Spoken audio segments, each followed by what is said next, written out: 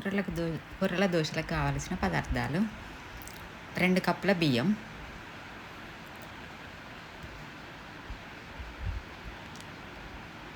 1 cup కొర్రలు,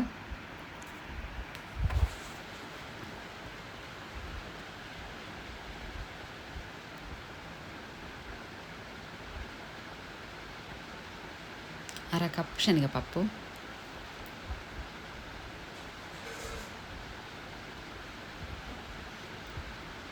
పావు cup మినపప్పు,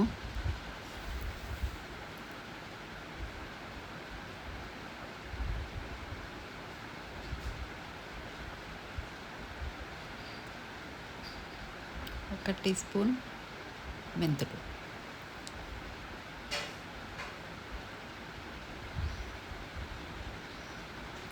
కూరలకు కావలసిన పదార్థాలు ఇవన్నీ మంచిగా శుభ్రంగా కడుక్కోవాలి. 2 సార్లు 3 సార్లు అట్లా మంచిగా కడుక్కోవాలి, ఎందుకంటే డస్ట్ బాగుంటుంది.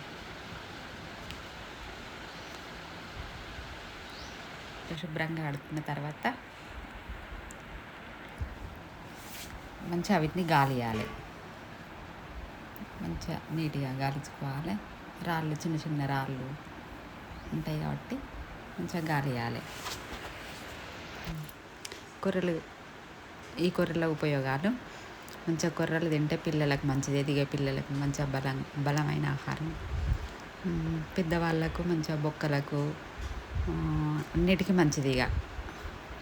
ఇట్లా వెయిట్ లాస్ తగ్గడానికి, బరువు ఉన్నోళ్ళు బరువు తగ్గడానికి, ఇట్లా జ్ఞాపక శక్తి పెరగడానికి పిల్లలకు.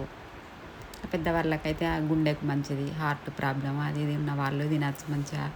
ఇక బీపీ ఎక్కువ ఉన్న వాళ్ళకు అందరికీ మంచిది.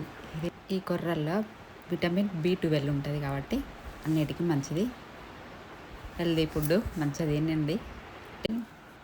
4 గంటలు నానిన తర్వాత మిక్సీ పట్టుకోవాలి. అప్పుడు పట్టుకునే ముందు అరకప్పు అటుకులు, నానిన బియ్యాన్ని వేసి మంచిగా మెత్తగా పట్టుకోవాలి. మంచిగా మెత్తగా గ్రైండ్ చేయాలి. గ్రైండ్ చేసిన తర్వాత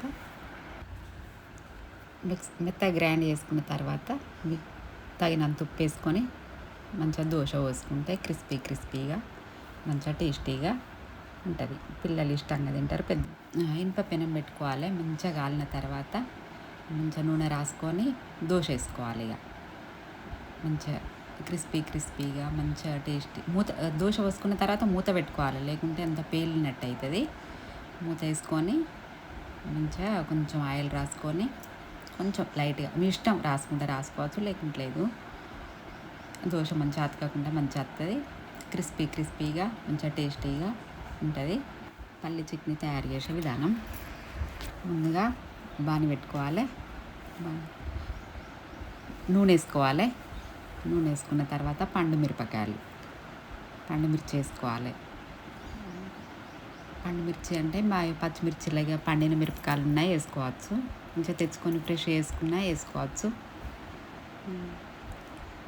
10-15 మీరు ఇష్టానికి తగ్గట్టుగా కారం తినే వాళ్ళు కొన్ని ఎక్కువ వేసుకోవాలి, తక్కువ తిన్న వాళ్ళు తక్కువ వేసుకోవాలి. పండు మిరపకాయలు మంచిగా ఫ్రై చేయాలి. మంచిగా దూరగా వేపుకున్న తర్వాత పల్లీలు వేసుకోవాలి. పల్లీలు వేసుకొని మంచిగా పల్లీలు ఫ్రై అయినాక కొంచెం అల్లం ముక్క మంచిగా ఫ్రై చేసుకోవాలి. పల్లీలు మంచిగా ఫ్రై చేసుకోవాలి. మంచిగా అట్లా కలుపుకుంటూనే ఉండాలి. మంచిగా ఫ్రై అయ్యాక చింతపండు చిన్న మంట పెట్టుకొని మంచిగా ఫ్రై చేసుకోవాలి. ఎక్కువ మంట పెడితే మాడిపోతాయి పల్లీలు. మనకి తగినంత మంట పెట్టుకొని మంచిగా ఫ్రై చేసుకోవాలి. ఫ్రై అయిన తర్వాత ఒక గిన్నెలకు తీసుకోవాలి. పల్లీలను పండు మిరపకాయలను గిన్నెలకు తీసుకొని మళ్ళీ తర్వాత కొంచెం ఆయిల్ వేసుకోవాలి. కొంచెం ఆయిల్ వేసుకున్న తర్వాత టమాటా ముక్కలు, ఇక అందులో ఉన్న నీళ్ళు ఉంటే సరిపోతుంది. ఒక టమాటా, ఇంకా మనకు అందులో పల్లీలకు సరిపోయేంత మనం వేపుకున్న పల్లీలకు సరిపోయింది. పెద్దదైతే ఒకటి, చిన్నవి అయితే 2 టమాటాలలో కొంచెం మంచిగా మంట పెట్టుకొని కొంచెం మగ్గరాక ఉంచాలి. కొంచెం సాల్ట్ వేసుకోవాలి, మంచిగా తొందరగా మగ్గుతాయి.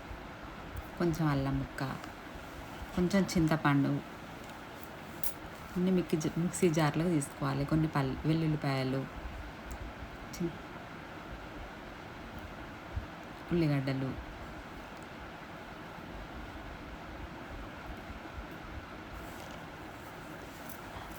జీలకర్ర, పల్లీలు, ఉప్పు తగినంత అన్నీ వేసుకొని మంచిగా మెత్తగా గ్రైండ్ చేసుకోవాలి.